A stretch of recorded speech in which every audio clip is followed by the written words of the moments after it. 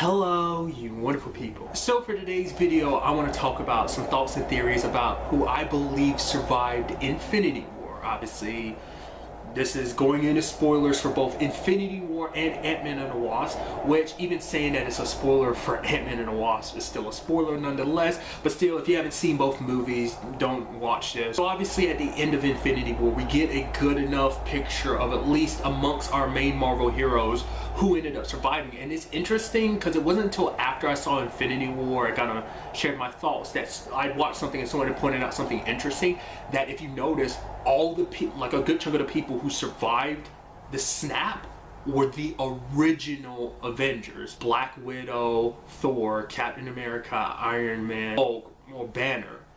I'm also assuming and throwing Hawkeye in there because I get the feeling like he survived, but I'm thinking his family didn't, because we know that him and Scott both cut deals because that's what Cap had said in Infinity War. So, you know, he was most likely with his family at the time, so I'm assuming they got snapped and he didn't. Or maybe it's a sad situation where some of his family got snapped and some didn't, but I'm thinking more so than anything, it's most likely all of his family got snapped. But that's just me. Maybe he got snapped as well, but I think that's going to be something we see in Avengers 4 is him reuniting with the, because I think it is that culmination of like, wait, we're bringing the original like Avengers together to finish this. It's kind of started with them to in a certain extent, so it's like it's up to them to finish it, you know. Obviously we know Rocket's the only survivor of the Guardians, which is sad because it wasn't until I started recording this video I remembered, like, oh yeah, he only knows about Groot. He doesn't know about Gamora's situation. He doesn't know about Drax, Mantis, and Peter, which I talked about this when I talked about Infinity War, but I still think that's a well-constructed way they did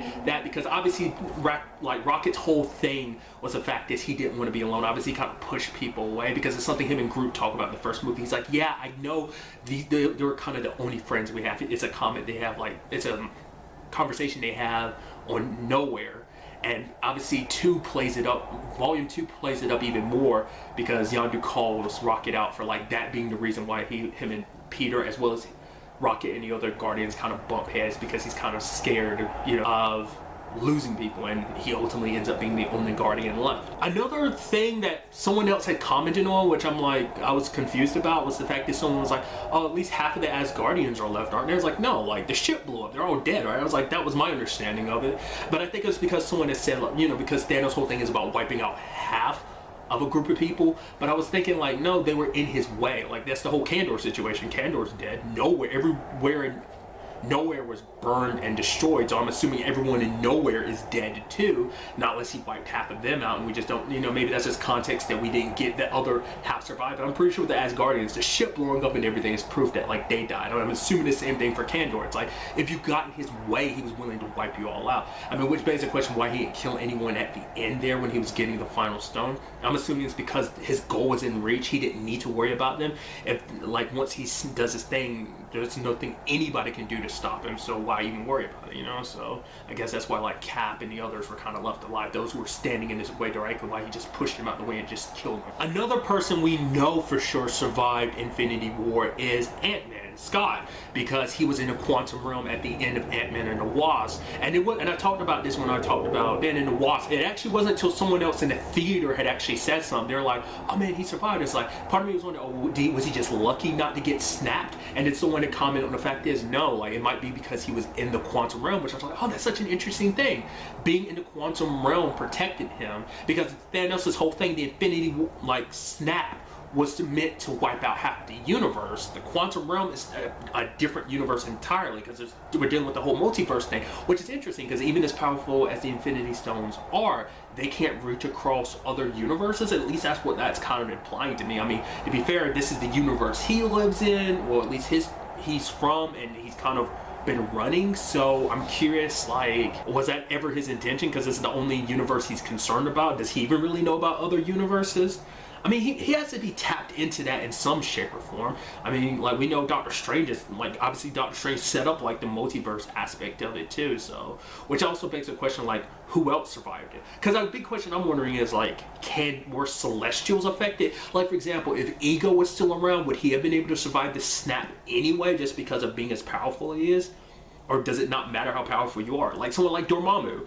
I mean, if it were like, obviously he exists in a dark dimension, so I'm assuming he'd be removed from it anyway. Once again, like I talked about this when I watched Doctor Strange. I'm wondering, are they going to set him up to be the future main antagonist, like once this whole Thanos arc is done? Because like I said, we still have no full scale as to what the snap did and who it took out. We won't know until Avengers 4, so we won't really know fully its range. But so far, that seems like that's implying a lot of that. So, I mean, Dormammu's still potentially being around. Would that do anything? Because especially considering the fact is that Strange is gone right now, so that kind of leaves a little leeway for him to sneak, you know, kind of do what he needs to, which might be what ends up setting him up. The fact is that Strange was dead at this point in time, might allow him to kind of slip into our world in that time. Another person I'm wondering about is Ghost. We do know she survives Ant-Man and the Wasp at the very least. We don't know if she got snapped as well, but she could potentially be an ally because, like I had talked about in Ant-Man and the Wasp, it seems like her condition isn't completely gone. That's why they were going into quantum realm to get stuff to heal her.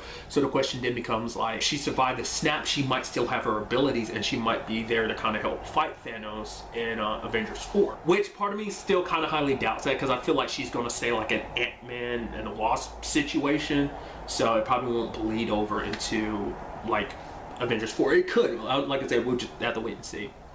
Another thought process I had was the Sovereigns. Obviously, the snap would wipe out half of them. So even if the princess is gone, which I'm kind of getting an inkling like it's probably like, nah, she probably survived. A lot of her people didn't, but yeah, because she was working on the whole Atom thing, which once again, I don't know much about Adam Warlock, but I'm curious to see, like, obviously that might potentially turn into a solution for this whole Thanos thing. He might play a part in this. Like I said, my thought process of what I know about him, I feel like from what I've heard about him, it seemed like he's on that like ego level of being like a Celestial, because that's why some people are like, oh, like he might potentially be like Peter's dad, when that whole thing was like, oh, who could Peter's dad be?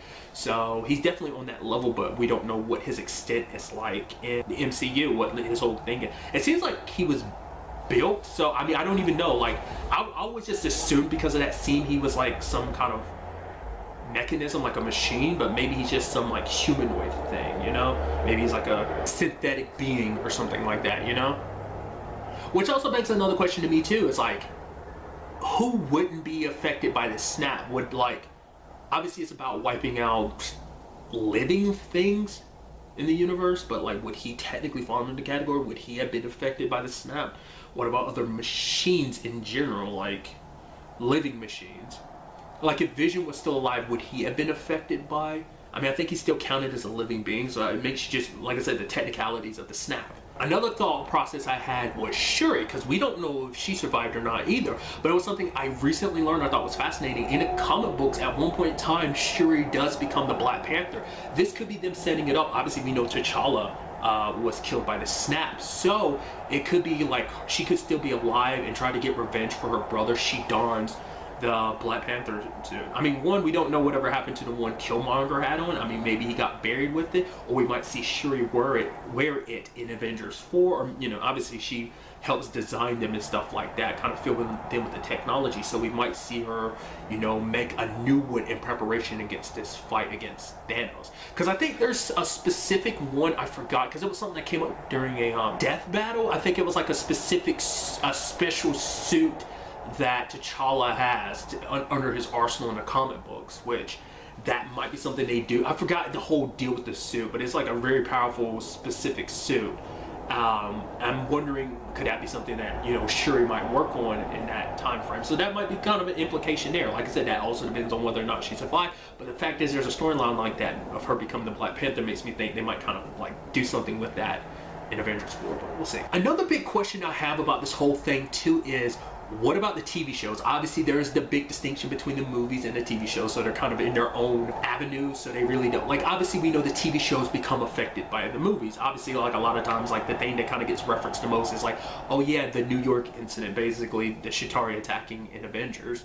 So, but what does that mean for other people? Because timeline-wise, like, what about shows like Luke Cage and Iron Fist, which definitely take place after Infinity War? Maybe they take place before. Maybe they just happen to not be affected.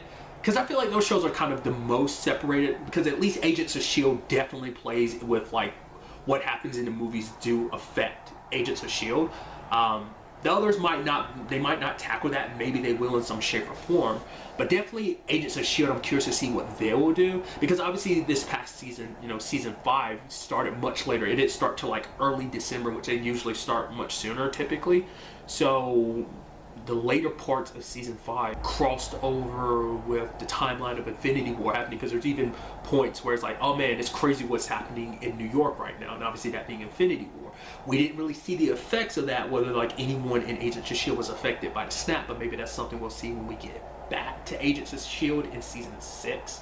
You know, because obviously in some shape or form, depending on when the movies come out and stuff like that, because I think they were talking about the fact is Avengers 4 was going to come out sooner than they originally planned. I think I talked about that before, but it also comes down to like what happens. You know, like will we see effects from Captain Marvel pop up in Agents of S.H.I.E.L.D.? Maybe, but definitely like if it takes place around the same time, maybe the biggest effects will be Avengers 4. I mean, especially considering the fact is Nick Fury got snapped as well, so.